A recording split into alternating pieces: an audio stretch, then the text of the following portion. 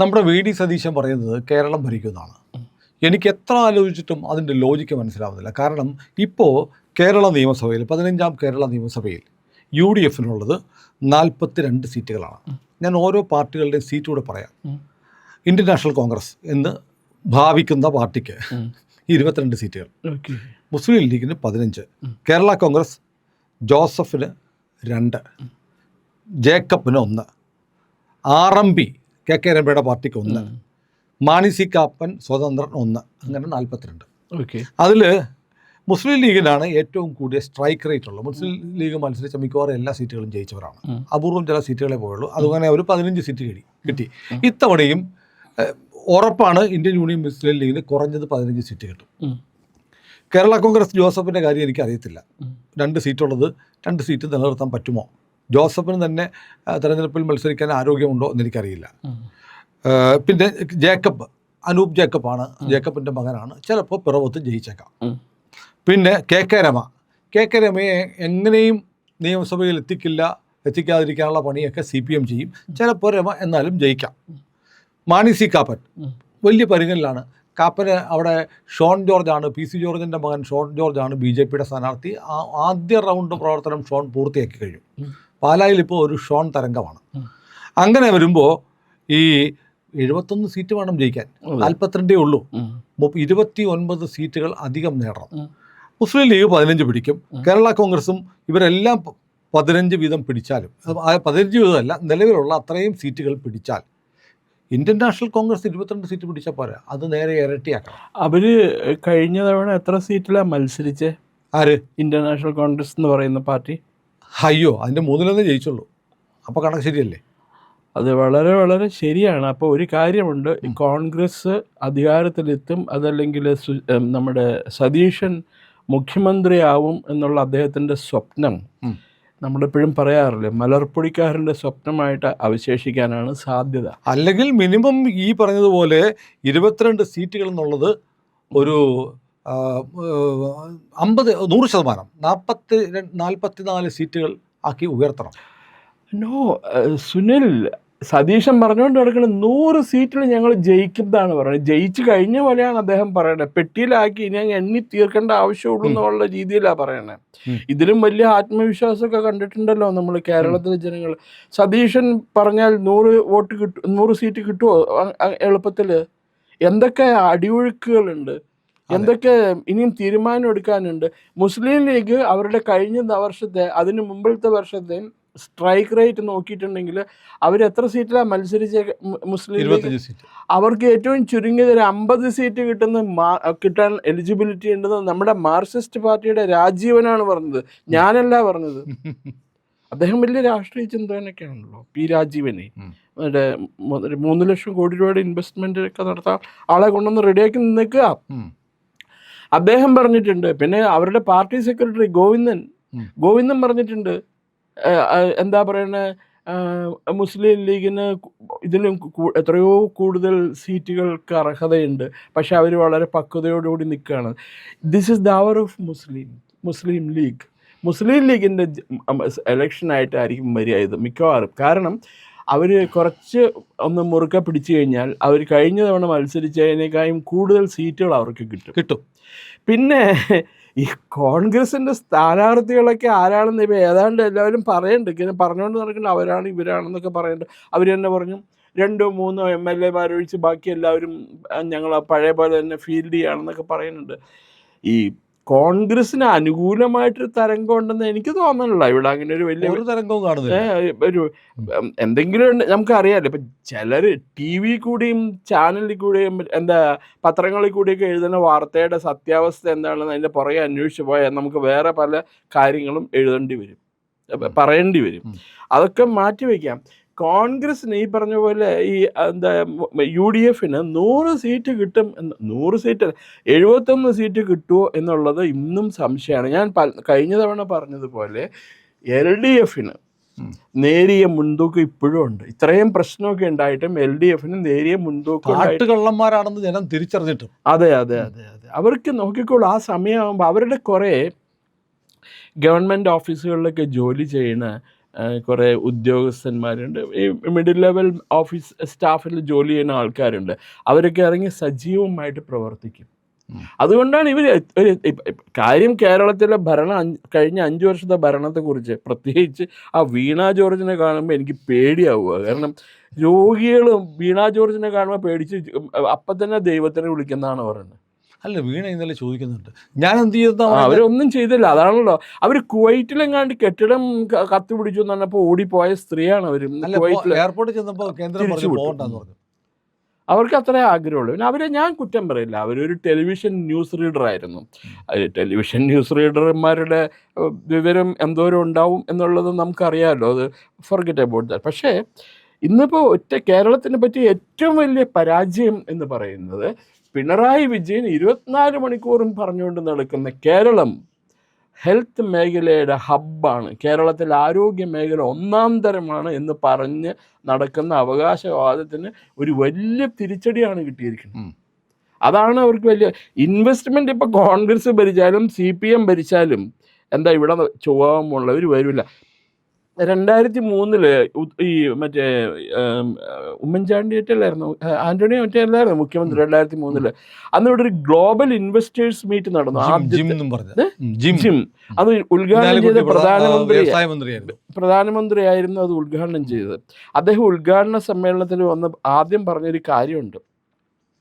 നിങ്ങൾ അതെ, നിങ്ങൾ നടത്തണൊക്കെ കൊള്ളാം, പക്ഷേ നിങ്ങളെല്ലാവരും ഒരു മലയാളം സിനിമയുണ്ട്, ഈ എന്താ പറയുക, വരവേൽപ്പ്. ആ സിനിമ നിങ്ങൾ കണ്ടിട്ടില്ലെങ്കിൽ ഒന്ന് കാണണം. അതിലെ നായകനെ പറ്റിയ ദുരന്തം നിങ്ങൾക്ക് ആർക്കും ഉണ്ടാവാതിരിക്കട്ടെ എന്ന് ഞാൻ ആശംസിക്കുന്നു. വരവേൽപ്പ് സത്യൻ അന്തിക്കാടിൻ്റെ സിനിമയാണ്, മോഹൻലാലൊക്കെ അഭിനയിച്ച. ഓർമ്മയില്ലേ? ഒരു ദുബായ്ക്കാരൻ വന്ന് ഗൾഫ് മോട്ടോഴ്സ് എന്നൊക്കെ പറഞ്ഞിട്ട് അവിടെ വരെ എത്തിയിരിക്കണു. പ്രധാനമന്ത്രിയുടെ വരെ അടുത്ത് ഇന്ത്യൻ ചരിത്രത്തിൽ ആദ്യമായിട്ടൊരു പ്രധാനമന്ത്രി ഇതുപോലൊരു സമ്മേളനത്തിൽ ഒരു സിനിമാ സംവിധായകന്റെ പേര് പറഞ്ഞിട്ടില്ല. അദ്ദേഹം പേരെടുത്ത് പറയുകയായി ചെയ്ത് ഈ സിനിമയുടെ. എന്താ, എനിക്ക് തോന്നുന്നില്ല അടൂർ ഗോപാലകൃഷ്ണ സ്വയംവരത്തിനെ പറ്റി ഏതെങ്കിലും പ്രധാനമന്ത്രിമാരോ ആരെങ്കിലും പറയുമെന്ന് എനിക്ക് തോന്നുന്നില്ല. സത്യൻ അന്തിക്കാടിന് കിട്ടാവുന്ന ഏറ്റവും വലിയ അവാർഡാണ്. ദാദാ സാഹിബ് ഫാൽക്കെയിനേക്കാൾ കൂടുതൽ വലിയ വിലയുള്ള അവാർഡ് അതാണ്. അപ്പോൾ വ്യവസായം ഇപ്പോൾ ആര് ഭരിച്ചാലും കേരളത്തിലാരും വരില്ല പേടിച്ചിട്ട്. കാരണം എന്താണെന്ന് വെച്ചിട്ടുണ്ടെങ്കിൽ നമുക്ക് ഇതുപോലുള്ള നേതാക്കന്മാരുണ്ട്, എളമരം കരീമിനെ പോലുള്ള ട്രേഡ് യൂണിയൻ നേതാവുണ്ട്. അവർ ട്രേഡ് യൂണിയൻ അല്ല നടത്തുന്നത്, അവർ യൂണിയൻ ട്രേഡാണ് അവർ നടത്തുന്നത്. അപ്പം യൂണിയൻ കച്ചവടം. അതെ. അപ്പം അവർ അതുപറ്റി കേരളത്തിലേക്ക് വരാൻ പോകുന്ന എല്ലാവർക്കും അറിയാം. ഈ 3 ലക്ഷം കോടി എന്ന് പറയുന്ന ഒരു ഇൻവെസ്റ്റ്മെൻറ്റ് വരും എന്നൊക്കെ പറഞ്ഞത് ബ്രാഗിങ് എന്ന് പറയും. ബ്രാഗിങ്, തള്ളുക എന്ന് പറയില്ലേ? അതിനുള്ള ഇംഗ്ലീഷ് വാക്കാണോ ബ്രാഗിങ്? അതെ, പുതിയ വാക്ക് പഠിച്ചു കേട്ടോ പ്രേക്ഷകരെ. അപ്പൊ അതാണ് ഇവിടെ അതിനിടയ്ക്ക് കഴിഞ്ഞ തവണ പറഞ്ഞ ലംബോർജിനി 2.5 ലക്ഷം കോടിയോ എന്താണ്ടൊക്കെയോ വലിയ ഇത് വരുന്നു. ഇതുവരെ 4 വർഷമായി ലംബോർജിനി ഇങ്ങോട്ട് വന്നിട്ടില്ല. പിന്നെ സത്യം കണ്ടിട്ടുണ്ടാവുകയും. അതുപോലെ വ്യവസായികൾ ആത്മഹത്യ ചെയ്യണ ഏക സംസ്ഥാനം കേരളമാണ്. എന്റർപ്രനേഴ്സ് ആത്മഹത്യയാണ്. ഞാൻ അത് പോകുന്നില്ല. അത് അപ്പോൾ അതൊക്കെ ആയിരിക്കുകയാണെങ്കിൽ കൂടി ഈ കമ്മ്യൂണിസ്റ്റ് പാർട്ടിക്കാർക്ക് ഒരു ഗുഡ് വില്ലുണ്ട് ജനങ്ങളുടെ ഇടയിൽ. ഇപ്പോൾ പിണറായി വിജയൻ ഇപ്പോൾ പറഞ്ഞ പോലെ നമ്മൾ എന്താ പറയണ പത്രക്കാരോട് കടക്ക് പുറത്തെന്നൊക്കെ പറഞ്ഞു. കഴിഞ്ഞ ദിവസം ഒരു വീഡിയോ ഉണ്ട്, അദ്ദേഹം പഠിച്ച സ്കൂളിൽ പോയി അദ്ദേഹം പഴയ സഹപാഠികളെയൊക്കെ കണ്ടു. ഒക്കെ അമ്മൂമ്മമാരൊക്കെയാണ്. അപ്പോൾ ഒരു പ്രായപൂർത്തിയായ വളരെ 10-80 വയസ്സ് പ്രായമുള്ളൊരു വനിതയുടെ മുമ്പിൽ അദ്ദേഹം അതൊക്കെ ആയിട്ട് തട്ടിക്കൊണ്ടൊക്കെ നിൽക്കുന്നുണ്ട്. അപ്പം ഇതൊക്കെ മതി ജനങ്ങൾക്ക്, ഇതൊക്കെ മതി. ഒരു PR പണി നന്നായിട്ട് പിണറായി ചെയ്യുന്നുണ്ട്. അത് അയാളുടെ കഴിവ്. ഇവര് ചെയ്യാത്തതും ഒരു കനകോലു എന്നൊക്കെ പറഞ്ഞിരിക്കുമ്പോൾ അവിടെ പ്രത്യേകമായിട്ട് അവർ പണി തുടങ്ങി. ഗ്രൗണ്ട് വർക്ക് അവർ നേരത്തെ തുടങ്ങിയിട്ടുണ്ട്. ഈ പറഞ്ഞ പോലെ പെൻഷനും അതും ഇതൊക്കെ കൊടുത്തിട്ടുണ്ട്. ആ പെൻഷൻ മേടിക്കണവർക്ക് അവരറിയില്ല തെരഞ്ഞെടുപ്പ് കഴിഞ്ഞിട്ടുണ്ടെങ്കിൽ പെൻഷൻ കിട്ടുമോ ഇല്ല എന്നുള്ളവർ ഒന്നും അന്വേഷിക്കണം. ഇപ്പം കിട്ടിയില്ലേ അതും മതിയെന്ന്.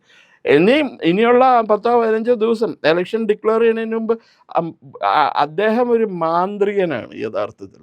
മാന്ത്രികൻ എന്ന് പറഞ്ഞിട്ടുണ്ടെങ്കിൽ ഈ മാനിപ്പുലേഷൻ്റെ ആളാണ് അദ്ദേഹം. അപ്പൊ എന്തെങ്കിലുമൊക്കെ കാട്ടിക്കൂട്ടും. CPIയിലെ ദിവാകരനും ബിനോയ് വിശ്വമെന്നും വിചാരിച്ചാൽ പിണറായി വിജയനെ തളയ്ക്കാൻ പറ്റൂല. അവര് പാടുപെടുന്നുണ്ട് അവര് പിണറായിയുടെ ഇമേജ് കളയാൻ വേണ്ടിയിട്ട്. പിണറായിക്ക് അറിയായിരിക്കും അത്. CPM തന്നെ ഇപ്പോൾ ഈ പറഞ്ഞ പോലെ ബ്രിട്ടാസും പൊട്ടാസും ഒക്കെ ചേർന്ന് കൊടുക്കണ്ടല്ലോ, കാരണഭൂതൻ, ആ ഭൂതൻ, ഈ ഭൂതൻ എന്നൊക്കെ പറഞ്ഞു. അതവിടെ നിൽക്കട്ടെ. എന്നാലും ഒരു ഇനീഷ്യൽ, ഞാൻ ഇപ്പോഴും ശക്തിയായിട്ട് വിശ്വസിക്കുന്നത് അദ്ദേഹത്തിന് LDFന് ഒരു ഒരു നേരിയ മെയ് അഡ്വാൻറ്റേജ് 2-ാം വാരം കാരണഭൂതന്റെ 3-ാം ഊഴം കാണേണ്ടി വരും തീർച്ചയായിട്ടും. അതിനെന്താ ഇത്ര കുഴപ്പം എന്താ ഉള്ളത്? വേറെ ആരുണ്ട് കേരളത്തിൽ മുഖ്യമന്ത്രിയാവാൻ ആ ക്വാളിഫിക്കേഷൻ? തൽക്കാലം CPM-ലോ കോൺഗ്രസിലോ ഒരു നേതാവില്ല പിണറായിക്കൊപ്പം നിൽക്കാനായിട്ട്. ഇത് പ്രധാനമന്ത്രി പറഞ്ഞു കേട്ടിട്ടില്ലേ, ഇന്ത്യൻ പ്രതിപക്ഷത്തിന്റെ പ്രധാന പില്ലറാണ് അദ്ദേഹം എന്നാണ് പറഞ്ഞത്. കളിയാക്കിയതല്ലേ? നോ കളിയാക്കിയല്ല, വളരെ ഗൗരവത്തോടു കൂടിയാണ് പറഞ്ഞത്. പിണറായി എന്ത് പില്ലർ! എന്നാലും വളരെ 82 വയസ്സായ ഒരു പ്രായമായ മനുഷ്യനല്ലേ.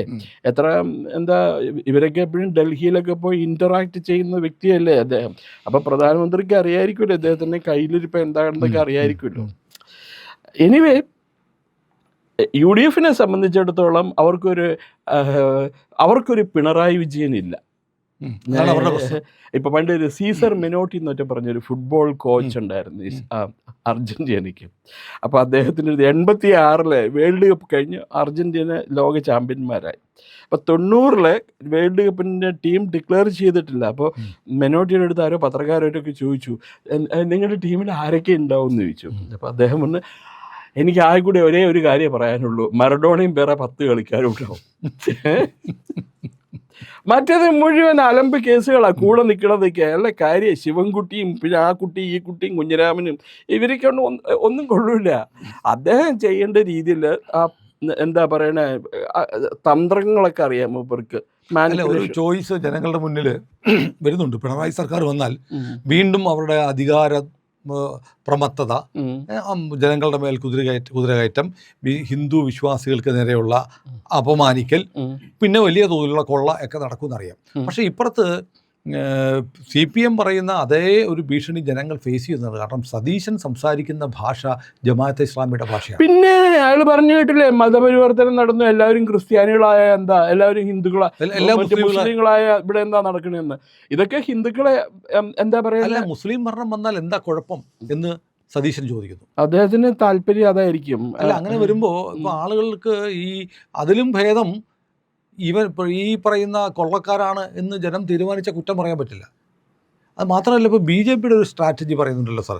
BJP അവർക്ക് ഏറ്റവും സ്വാധീനമുള്ള 40 മണ്ഡലങ്ങൾ ഫോക്കസ് ചെയ്യാൻ പോകുന്നു. പ്രധാനമായും പാർട്ടിയുടെ ഊർജ്ജം മുഴുവൻ അവിടെ ചെലവഴിച്ച് മത്സരിക്കുക എന്നുള്ളതാണ്. 36 മണ്ഡലങ്ങളിൽ BJPക്ക് 35,000-ന് മുകളിൽ വോട്ട് കിട്ടിയ മണ്ഡലങ്ങളുണ്ടെന്ന് സ്പെഷ്യൽ ബ്രാഞ്ചിന് റിപ്പോർട്ടുണ്ട്. അവിടെ ഒന്ന് ആഞ്ഞു പണിയെടുത്താൽ ഈ 40 മണ്ഡലങ്ങളിൽ വളരെ ഇൻറ്റൻസീവായിട്ട് പണിയെടുത്താൽ BJPക്ക് അതിൻ്റെ പകുതിക്ക് മുകളിൽ ജയിച്ചു വരാൻ പറ്റുന്ന ഒരു പൊളിറ്റിക്കൽ സിറ്റുവേഷൻ ഉണ്ട്. BJPക്ക് വിന്നബിലിറ്റി ഉള്ളൊരു പാർട്ടിയാണെന്ന് ജനം തിരിച്ചറിയുന്നു എന്നൊരു വസ്തുതയും കൂടിയുണ്ട്. അങ്ങനെ BJP ഒരുപക്ഷെ പിണറായി വിജയൻ ഭരിക്കുകയും പ്രധാന പ്രതിപക്ഷത്തെ പോലെ BJP വളർന്നു വരികയും ചെയ്യുന്നൊരു സാഹചര്യം ഉണ്ടാവുമോ? അതിൽ ഒരു കാര്യം, പിന്നെ ഞാനൊരു പഴയ കഥയിലേക്ക് പോവുക. സോറി, കഥകൾ വരട്ടെ. 2014 പ്രധാനമന്ത്രിയായി നരേന്ദ്രമോദി. അദ്ദേഹത്തിൻ്റെ ആദ്യത്തെ അമേരിക്കൻ പര്യടനത്തിന് പോവുക. അത് ഏതോ ഒരു വലിയ ഓഡിറ്റോറിയത്തിൽ റിവോൾവിങ് സ്റ്റേജിലാണ് അദ്ദേഹം പ്രസംഗിച്ചത്. ഈ സ്റ്റേജിൽ അദ്ദേഹം പ്രസംഗിക്കുമ്പോൾ ഓഡിയൻസിൽ ആദ്യത്തെ 4-5 നിരകൾ കംപ്ലീറ്റ് അദ്ദേഹത്തെ കേൾക്കാനായിട്ടും കാണാനായിട്ടും വന്നിരുന്ന ആരാന്നറിയാമോ? അമേരിക്കയിലുള്ള മുസ്ലിംസാണ്, ഇന്ത്യൻ മുസ്ലിംസാണ്. പ്രത്യേകിച്ച് ദാവൂദി ബോറ കമ്മ്യൂണിറ്റിയും പിന്നെ ഇസ്മായിലി വിഭാഗവും. അവരെ കണ്ടു കഴിഞ്ഞാൽ അറിയാം. അവരുടെ പെണ്ണുങ്ങളും ഈ പറഞ്ഞ പോലെ മറ്റേ ഉടുപ്പൊക്കെ ഇട്ടിട്ട്, അവൻ്റെ കറുത്ത ഉടുപ്പല്ല, വെള്ള ഉടുപ്പായിട്ടിരിക്കുന്നത്. അവർ മുഖമൊക്കെ അവർ കാണിക്കും, പുറത്ത് കാണിക്കും. അവർ സമൂഹത്തിൽ ബിസിനസ്സൊക്കെ ചെയ്ത് ഈ ഖ്വാജ ഇസ്മായിൽ എന്നൊക്കെ പറഞ്ഞിട്ടുള്ള ഒരു വർഗത്തിൽപ്പെട്ട മുസ്ലിംസാണ് അവർ. അത് 2014 ശേഷം അവരുടെ സാന്നിധ്യം, നരേന്ദ്രമോദിയുടെ പ്രസംഗത്തിലും ചടങ്ങുകളിലും അവരുടെ സാന്നിധ്യം എപ്പോഴും കൂടിക്കൊണ്ട്. ദാവൂദി ബോറാക്കാരും മോദിയുമായിട്ട് നല്ല ബന്ധമാണ്. അവരുടെ സ്പിരിച്വൽ ഗുരു നരേന്ദ്രമോദിയെ ഒരു സ്വന്തം മകനെ പോലെയാണ് കണക്കാക്കിക്കൊണ്ടിരുന്നത്. ഗുജറാത്തികളായ 2 പേരും. അപ്പോൾ ഇതൊന്നും നമ്മുടെ മാധ്യമങ്ങൾ റിപ്പോർട്ട് ചെയ്യില്ല. അത് മാത്രമല്ല, അത് കഴിഞ്ഞ് പിന്നെ ഈ മുസ്ലിംസ്, ഉത്തർപ്രദേശിലൊക്കെയുള്ള മുസ്ലിം വനിതകളൊക്കെ അവർ മുത്തലാഖ് നിർത്തണം എന്ന് പറഞ്ഞ് കേസ് കൊടുത്തു. അത് നിർത്തലാക്കി ഗവൺമെൻറ് ഭേദഗതി ചെയ്തു. അതോടുകൂടി വിവരമുള്ള മുസ്ലിംസിന് മുഴുവനും എന്താ പറയുക, മുസ്ലിം സ്ത്രീകൾക്ക് മോദിയോടോ BJP-യോടോ ഉള്ള എന്തെങ്കിലും വെറുപ്പോ അല്ലെങ്കിൽ ആശങ്കയുണ്ടായിരുന്നെങ്കിൽ അത് മാറിയിട്ടുണ്ട്. ഇപ്പം കേരളത്തിലെ മുസ്ലിം ലീഗിലെ ഒരു നേതാവ് എൻ്റെ അടുത്ത് പറഞ്ഞ, അദ്ദേഹം വിചാരിക്കുക ഞാൻ BJP-കാരനാണെന്നാണ് പറയുന്നത്. നിങ്ങൾ സ്വർണം കൊണ്ടിട്ട് ഞങ്ങളെ മൂടിയാലും ഞങ്ങൾ BJP-ക്ക് വോട്ട് ചെയ്യില്ല. വേണ്ട, ദാറ്റ്സ് ഓൾ. ഞാൻ BJP-യുടെ ക്യാമ്പയിനിങ്ങിന് വേണ്ടിയിട്ടല്ല അദ്ദേഹമായിട്ട് സംസാരിച്ചത്. അപ്പോൾ അതൊന്ന്. പിന്നെ വേറൊന്ന്, സുനിൽ ചെയ്തിരുന്നില്ല, കാന്തപുരം ഹാജി മൗസ്ലിയാർ പ്രധാനമന്ത്രി എന്ന് പോയി കണ്ടു. അവിടെ വെച്ചിട്ട് അദ്ദേഹം ഇൻ്റർവ്യൂ കൊടുത്തു CNN-ൽ. മുസ്ലിംസിന് ഇവിടെ ഒരു കുഴപ്പമില്ല, they are all safe and secured എന്ന് പറഞ്ഞിട്ട്. They are very safe and very happy എന്നാണ് പറഞ്ഞത്. ഇനിയിപ്പോൾ അദ്ദേഹം അവരുടെ എന്തോ സംസ്ഥയുടെ മറ്റേ പരിപാടിക്ക് മോദിയെ ക്ഷണിച്ചിട്ടുണ്ടെന്ന് പറഞ്ഞു. അത് അദ്ദേഹം അങ്ങനെ വന്നു കഴിഞ്ഞാൽ ഇപ്പോൾ അവൻ സന്ദീപ് വാര്യരുടെ കാര്യമാണ് കഷ്ടമാവുക. സന്ദീപ് വാര്യരുടെ കാര്യമാണ് കഷ്ടമാവുന്നത് കേട്ടോ. ഏതായാലും BJP പ്രധാന, അതുകൊണ്ട് ഞാൻ പറഞ്ഞു വന്ന് BJP-ക്ക് ഒരു നേരിയ അഡ്വാൻറ്റേജ് ഉണ്ട് ഇതിനകത്ത്.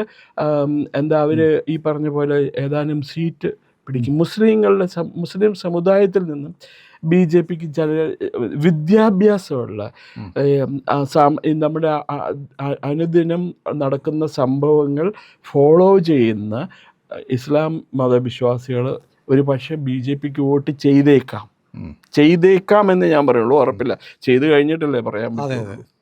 പിന്നെ ഈ ആരിഫ് മുഹമ്മദ് ഖാനെയൊക്കെ ഇവിടെ അദ്ദേഹം വളരെയധികം അപമാനിതനായിട്ടാണ് അദ്ദേഹത്തിനെ തിരിച്ചയച്ചതൊക്കെ. അപ്പോൾ അതൊക്കെ അവർ കണ്ടിട്ടുണ്ടാവും എത്രയാണെങ്കിലും. അദ്ദേഹം മുസ്ലിം സ്ത്രീകളുടെ അവകാശങ്ങൾക്ക് വേണ്ടി കേന്ദ്രമന്ത്രിസ്ഥാനം വേണ്ടെന്ന് വെച്ച ആളാണ് ആരിഫ് മുഹമ്മദ്. അതെ. പക്ഷെ അതൊന്നും നമ്മുടെ ഇവിടുത്തെ ഒരു മനുഷ്യനെ എഴുതൂല്ലല്ലോ, പറയൂല്ലല്ലോ.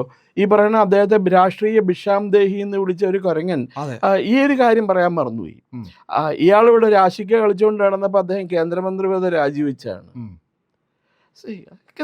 തെറ്റാണ് അങ്ങനെ ഒരാളെ ആക്ഷേപിക്കുന്നത്. പക്ഷെ ഇത് ഈ BJP ഒരു എന്താ പറയുക 5 സീറ്റോ 6 സീറ്റോ ഒക്കെ പിടിച്ച് ഒരു ക്രിട്ടിക്കൽ ഫോഴ്സായിട്ട് മാറും. ഈ ആറ്റോമിക് എനർജിയിൽ പറയും ക്രിട്ടിക്കൽ മാസ് എന്ന് പറയും. ആ ക്രിട്ടിക്കൽ മാസ് ആയിട്ട് മാറിയാൽ പിന്നെ കേരളത്തിലെ രാഷ്ട്രീയം വളരെ കൗതുകകരമായിരിക്കും. നമ്മൾ ഈ മാധ്യമ സുഹൃത്തുക്കൾ തമ്മിൽ സംസാരിക്കുമ്പോൾ പോലും BJP-ക്ക് 10-12 സീറ്റുകൾ കിട്ടിയാൽ പോലും അത്ഭുതമില്ലെന്നാണ് പറയുന്നത്. അങ്ങനെ കാര്യങ്ങൾ നീങ്ങുന്നുണ്ട്. പല മണ്ഡലങ്ങളിലും വിചാരിക്കാത്ത തരത്തിൽ BJP അങ്ങ് വളർന്നിട്ടുണ്ട്. ഓക്കെ കാരണം അവരെ സംബന്ധിച്ചിടത്തോളം റിസൾട്ട് ഉണ്ട് കാണിക്കാനായിട്ട്. കഴിഞ്ഞ 12 വർഷത്തെ നരേന്ദ്രമോദി ഗവൺമെൻറ്റിൻ്റെ ഈ ആയുഷ്മാൻ ഭാരത് ഇതൊക്കെ എന്താ പറയുന്നത്, കേരളത്തിൽ മാത്രമേ നടപ്പിലാക്കാത്തേ ഉള്ളൂ എന്ന് തോന്നുന്നു. സുനിൽ, ഒരു കാര്യം കൂടി ഞാൻ ചോദിക്കട്ടെ. നമ്മൾ 2017-ലല്ലേ 2016-ലാണ് ഡിമോണിറ്റൈസേഷൻ നടപ്പിലാക്കിയത്. 500 രൂപയുടെയും 1000 രൂപയുടെയും നോട്ട് പിൻവലിച്ചു. ഇപ്പം ഇതിനെപ്പറ്റി വേറെ പല കാര്യങ്ങളും പറയുന്നുണ്ട്. അന്ന് ഈ നോട്ട് പിൻവലിക്കുന്ന ആ സമയത്ത് ഇന്ത്യയിൽ ഇൻകം ടാക്സ് നൽകുന്ന എത്ര പേരുണ്ടായിരുന്നു എന്നറിയാമോ? 1.34 കോടി. 1.34 crore. 1 കോടി 34 ലക്ഷം പേരോ 1 കോടി 35 ലക്ഷം പേരോ. ഇപ്പോൾ എത്രയാണെന്നറിയാമോ? 9 കോടിയിലധികം ക്രോസ് ചെയ്തു. 9.5 കോടി ജനങ്ങളാണ് ഇന്ത്യയിൽ ഇപ്പോൾ ഇൻകം ടാക്സ് റിട്ടേൺസ് ഫയൽ ചെയ്യുന്നത്. ഇത് എന്തിൻ്റെ ഗുണമാണിത്? നോട്ട് ഇവർ ഇവിടെ തൊഴിലില്ലായ്മ അതിരൂക്ഷമാണെന്ന് പറഞ്ഞു. തൊഴിലില്ലായ്മ അതിരൂക്ഷമാണെന്ന് പറഞ്ഞ സമയത്ത് പ്രോവിഡൻറ്റ് ഫണ്ടിലെ നമ്പർ ഓഫ് അക്കൗണ്ട് ഹോൾഡേഴ്സിൻ്റെ എണ്ണം 4 ഇരട്ടിയോ 5 ഇരട്ടിയോ വർദ്ധിച്ചു. അപ്പം ഈ നുണ പറയുമ്പോൾ പിടിച്ചു നിൽക്കാനായിട്ട് എന്തെങ്കിലും ഒരു മാർഗം വേണം. അത് പപ്പൂനും പപ്പത്തിക്കും ഇല്ല. അത് അപ്പം കേരളത്തിലേക്ക് തിരിച്ചു വരുമ്പോൾ ഞാനിപ്പോഴും പറയുന്നു, പിണറായി വിജയൻ വീണ്ടും മുഖ്യമന്ത്രിയാവാനായിട്ടാണ് സാധ്യത കാണുന്നത്. അതേസമയം BJP ഒരു ക്രിട്ടിക്കൽ മാസ് എന്ന പദവിയിൽ എത്തുകയും ചെയ്യും. കോൺഗ്രസ് UDF-ന് 100 സീറ്റ് പോയിട്ട് 70 സീറ്റ് എത്താൻ പറ്റുമോയെന്ന് എനിക്കറിയില്ല. I don't think. കാരണം ഞാൻ എങ്ങനെ 22 സീറ്റ് അങ്ങനെ 42-44 ഉയർത്താൻ പറ്റും? എവിടെ സീറ്റുകൾ? വളരെ ബുദ്ധിമുട്ടാണ്. BJP അവർ പറയും BJP-ക്ക് കേവലം 2 സീറ്റാണ് 84-ലെ തെരഞ്ഞെടുപ്പിൽ നടന്നത്. പക്ഷെ അത് വേറൊരു കാര്യമുണ്ട്.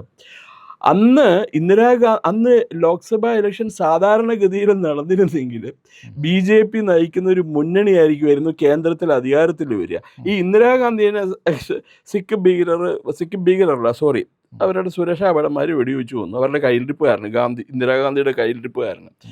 അത് അവരൊരു വളരെ എന്താ പറയണ സിമ്പതി ഫാക്ടറായിട്ട് ഉപയോഗിച്ചു. അക്കാലത്ത് കോൺഗ്രസിൻ്റെ പരസ്യം മുഴുവനും സിഖ് സമുദായത്തെ ഒറ്റപ്പെടുത്തിക്കൊണ്ടുള്ള പരസ്യമായിരുന്നു. അങ്ങനെയാണ് 440 സീറ്റൊക്കെ അവർക്ക് കിട്ടിയത്. അതിനുശേഷം അവർക്ക് 220 സീറ്റ് കിട്ടിയിട്ടുണ്ട്. അപ്പോഴെങ്കിലും ഇല്ല, തീർന്നു അതോടുകൂടി, വെടി തീർന്നു അതോടുകൂടി.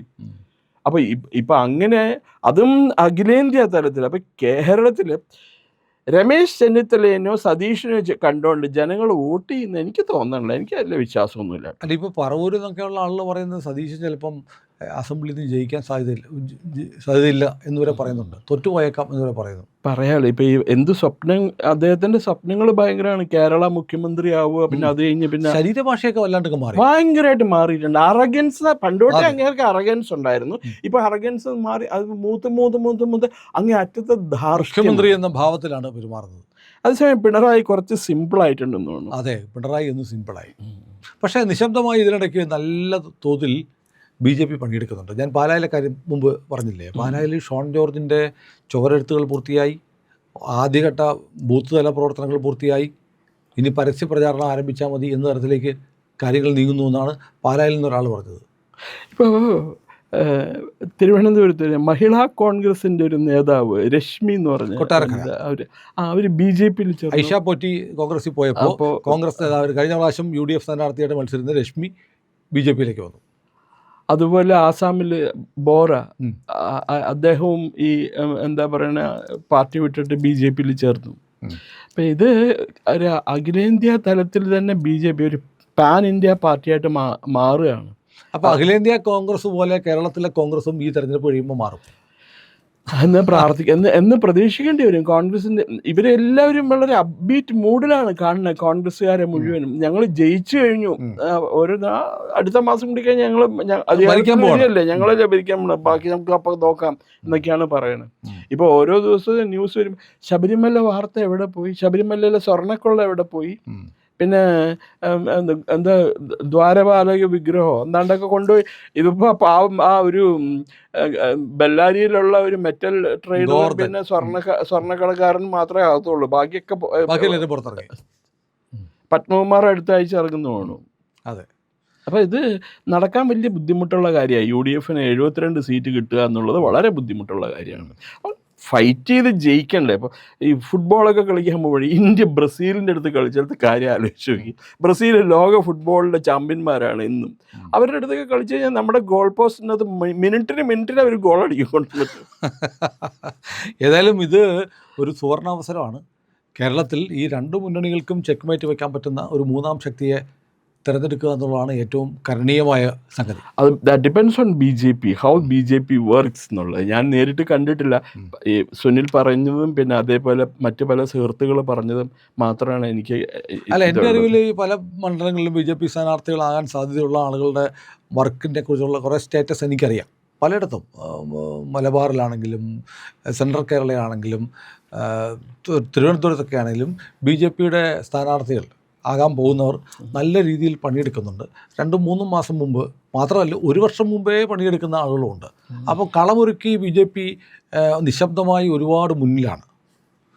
മറ്റുള്ളവരുടെ സ്ഥാനാർത്ഥിത്വം ആയിട്ടില്ല. ഇത് സീറ്റ് വിഭജനം നടക്കണം, അങ്ങനത്തെ പ്രശ്നങ്ങളൊക്കെ ഉണ്ട്. ഇപ്പോൾ 3-4 പേരൊഴികെ ബാക്കി എല്ലാ MLA-മാരും മത്സരിക്കുമെന്നാണ് കോൺഗ്രസിൻ്റെ പ്രഖ്യാപനം. അപ്പോൾ അതുകൊണ്ട് അവർ വർക്ക് തുടങ്ങിയിട്ടുണ്ടാവാം.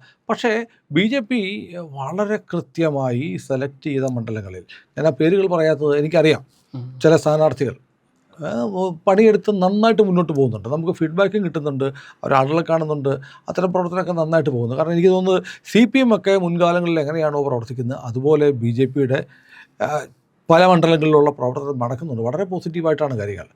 ഈ ഒരു കാര്യം കൂടി പറയാം, പഴയ ഒരു കാര്യം കൂടി സുനിൽ. ഞാനത് പറയാൻ കാരണം ഒരു അവസരം നോക്കിയിരിക്കുകയായിരുന്നു പറയാനായിട്ട്. BJP അല്ലെങ്കിൽ ഭാരതീയ ജനസംഘം കേരളത്തിൽ എത്രയോ ദശാബ്ദങ്ങൾക്ക് മുമ്പ് ഒരു ശക്തമാകേണ്ടതായിരുന്നു എന്നറിയാമോ? 1957 തൊട്ട് 59 വരെയാണ് EMS ഭരിച്ചിരുന്നത്. അതിനുശേഷം ഒരു തെരഞ്ഞെടുപ്പ് നടന്നു. ആ തെരഞ്ഞെടുപ്പിൽ ഭാരതീയ ജനസംഘത്തിൻ്റെ സ്ഥാനാർത്ഥിയായിരുന്ന ഗുരുവായൂർ സ്ഥാനാർത്ഥിയായിരുന്ന ഭരതൻ, നിലമ്പൂർ കോവിലകത്തെ ഹെഡായിരുന്നു അദ്ദേഹം. ഭാരതീയ ജനസംഘത്തിൻ്റെ ശക്തനായ പോരാളി, RSS നേതാവായിരുന്നു അദ്ദേഹമാണ് ഈ നമ്മുടെ ഗുരുവായൂരടുത്തൊരു ശിവക്ഷേത്രമുണ്ട്, അറിയോ? ഞാൻ ആ ക്ഷേത്രത്തിൻ്റെ പേര് മറന്നുപോയി, ഫോർഗെറ്റ്. അവിടെ വലിയ സമരം ഉണ്ടായി. ഈ മുസ്ലിങ്ങൾ ആ അവരുടെ പള്ളിയുടെ മുമ്പിൽ കൂടി ഈ ശിവക്ഷേത്രത്തിലെ ജാഥ, ഘോഷയാത്ര അത് സമ്മതിക്കില്ല എന്ന് പറഞ്ഞ് ഭയങ്കര ബഹളം ഉണ്ടാക്കി. അന്ന് ഇയാൾ VR കൃഷ്ണയ്യരായിരുന്നു ആഭ്യന്തരമന്ത്രി. 57-59 EMS നമ്പൂതിരിപ്പാട് മന്ത്രിസഭയിൽ. ഇയാൾ എന്നിട്ട് ഇവരെ വിളിച്ചിട്ട് പറഞ്ഞു, നിങ്ങളൊരു കാര്യം ചെയ്യും, ഇപ്പോൾ എന്താ നിങ്ങളുടെ പ്രശ്നം? പറഞ്ഞു, പള്ളിയുടെ മുമ്പിൽ വെച്ചിട്ട് ചെണ്ട കൊട്ടാനും PP വിളിക്കാനൊന്നും ഞങ്ങൾ സമ്മതിക്കില്ല എന്ന് പറഞ്ഞു മുസ്ലിങ്ങൾ. അപ്പോൾ ഇയാൾ പറയുകയാണ്, ഒരു കാര്യം ചെയ്യുക, ഈ മ്യൂസിക് പാർട്ടീനെ രണ്ടാക്കുക, ഓക്കെ? എന്നിട്ട് ഏറ്റവും മുമ്പിൽ നിൽക്കുന്ന മ്യൂസിക് പാർട്ടി അവർ തുടങ്ങി ഇങ്ങനെ വരിക, പള്ളിയുടെ മുമ്പിൽ എത്തുമ്പോൾ ഇവരുടെ മ്യൂസിക് നിർത്തുക, അപ്പോൾ പുറകിലുള്ളവർ മ്യൂസിക്കായിട്ട് ഇങ്ങനെ വന്നുകൊണ്ടിരിക്കുക. എന്നിട്ട് ഇവർ പള്ളിയിൽ നിന്നും ദൂരെ ഒരു 10-30 ദൂരെ പോയി കഴിഞ്ഞിട്ട് അവിടെ നിന്ന് PP വിളിച്ചു, മറ്റേവർ ഇതിന് മുമ്പിലെത്തുമ്പോൾ ഇവിടെ PP വിളി നിർത്തണം, ഇവർ രണ്ടാമത്തെ ട്രൂപ്പ് എന്ന് പറഞ്ഞു. അന്ന് ഈ ഭരതൻ പറഞ്ഞ നത്തിങ് ഡൂയിങ്, ഞങ്ങൾ PP വിളിച്ചിരിക്കും എന്ന് പറഞ്ഞാൽ PP വിളിച്ചിരിക്കും, പെർക്കഷൻസ് എല്ലാം ഉണ്ടാവും, ഞങ്ങൾ അങ്ങനെ തന്നെ നടത്തുള്ളൂ എന്ന് പറഞ്ഞു. കോടതിയിലെല്ലാം പോയി. അവസാനം ആ സമരത്തിന് നേതൃത്വം കൊടുത്ത, ഞാൻ ആ ശിവക്ഷേത്രത്തിൻ്റെ പേര് മറന്നുപോയി, forget, old age is catching up with me. ആ സമരത്തിന് നേതൃത്വം കൊടുത്ത ഭരതനായിരുന്നു. അദ്ദേഹത്തിന് അതോടുകൂടി ഭയങ്കര പോപ്പുലാരിറ്റി ആയി. അപ്പോൾ അദ്ദേഹം ആ തെരഞ്ഞെടുപ്പിൽ ജയിക്കുന്ന ഉറപ്പായിരുന്നു. പക്ഷേ തെരഞ്ഞെടുപ്പിൻ്റെ അന്ന് രാവിലെ പ്രത്യക്ഷപ്പെട്ട മാതൃഭൂമി പത്രത്തിലെ ലീഡ് ന്യൂസ് എന്ന് പറയുന്നത് ഗുരുവായൂരിൽ മറ്റേ BJP ജനസംഘക്കാർ കോൺഗ്രസ്സിന് വോട്ട് ചെയ്യാനാണ് തീരുമാനിച്ചിരിക്കുന്നത്. അങ്ങനെ കോൺഗ്രസ് ജയിച്ചു അവിടെ. അങ്ങനെ വാർത്ത വന്നു. ഇത് ഞാൻ പേപ്പർ വായിച്ചില്ല, പക്ഷേ നമ്മുടെ നാരായണൻ സാറില്ലേ, P. നാരായണൻ സാർ, ജന്മഭൂമിയുടെ ചീഫ് എഡിറ്ററാണ്. അദ്ദേഹത്തിൻ്റെ ഒരു ലേഖനത്തിൽ എഴുതിയിട്ടുണ്ടായിരുന്നു, വ്യാജ വാർത്ത കൊടുത്തു. ഫ്രണ്ട് പേജിൽ ഗുരുവായൂർ എഡീഷൻ എന്ന സൈഡിൽ വന്ന വാർത്തയിൽ മുഴുവൻ ഇതായിരുന്നു, കോൺഗ്രസ്സുകാരെ ഹിന്ദുക്കളും മുഴുവനും ജനസംഘക്കാരും ഹിന്ദുക്കളെല്ലാവരും കോൺഗ്രസ്സിന് വോട്ട് ചെയ്യും എന്ന് പറഞ്ഞിട്ടാണ് വാർത്ത വന്നത്. That did it. ഇപ്പം ഇന്നും മാധ്യമങ്ങൾ അതിൽ നിന്ന് ഒട്ടും മുമ്പോട്ട് വന്നില്ല. നാരായണ സാറിന് അറിയാം, അദ്ദേഹം എഴുതിയതാണ്. ഞാൻ അദ്ദേഹത്തിൻ്റെ ലേഖനമാണ് വായിച്ചത്. 2016 ജന്മഭൂമി വാർഷിക പതിപ്പിലാണ് അദ്ദേഹം ലേഖനം എഴുതിയിരിക്കുന്നത്. അല്ല, ഞാനിപ്പോൾ പെട്ടെന്ന് ആലോചിക്കുകയാണ്, ഇതിപ്പോൾ VR കൃഷ്ണയ്യരൊക്കെ മന്ത്രിയായിരിക്കുന്ന ആ സമയത്ത് കേരളത്തിൽ ഇപ്പോൾ വടക്കേ ഇന്ത്യക്ക് കേൾക്കുന്നുണ്ട്, പല മുസ്ലിം മസ്ജിദുകളുടെ മുന്നിലൂടെ ഹിന്ദുക്കളുടെ ഘോഷയാത്ര പാടില്ല എന്ന് പറയുന്നത്. അപ്പോൾ കേരളത്തിലും ഉണ്ടായിരുന്നു അങ്ങനെ. പിന്നെ ഇപ്പോഴും ഉണ്ട്, പേടിച്ചിട്ട് ആരും പറയാത്തതല്ലേ. കൃഷ്ണയ്യർ എന്ന് പറഞ്ഞിട്ടുണ്ടെങ്കിൽ ഈസ് എ കമ്മ്യൂണിസ്റ്റ് പാർട്ടി മാൻ. അയാളുടെ ആത്മകഥയിൽ അയാൾ എഴുതിയിട്ടുണ്ടല്ലോ, അയാൾ ജഡ്ജായത്, ഹൈക്കോടതി ജഡ്ജായത് EMS നമ്പൂതിരിപ്പാടിൻ്റെ ശുപാർശ കൊണ്ടാണെന്ന്.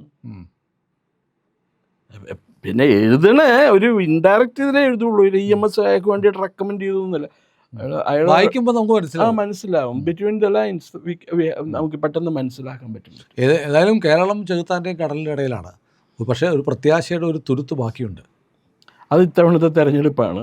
അതെ, BJP ഒരു എന്താ പറയുന്നത്, ഒരു കൺസോലേഷൻ ഇതായിട്ട് വന്ന് നിൽക്കുന്നുണ്ട്. ഞാൻ നേരത്തെ പറഞ്ഞ പോലെ ഒരു ക്രിട്ടിക്കൽ മാസ് ആയിട്ട് BJP വന്നാൽ കേരള രാഷ്ട്രീയം മൊത്തം മാറും. അതിനുള്ള എല്ലാ സാധ്യതകളും തെളിഞ്ഞു കാണുന്നുണ്ട്.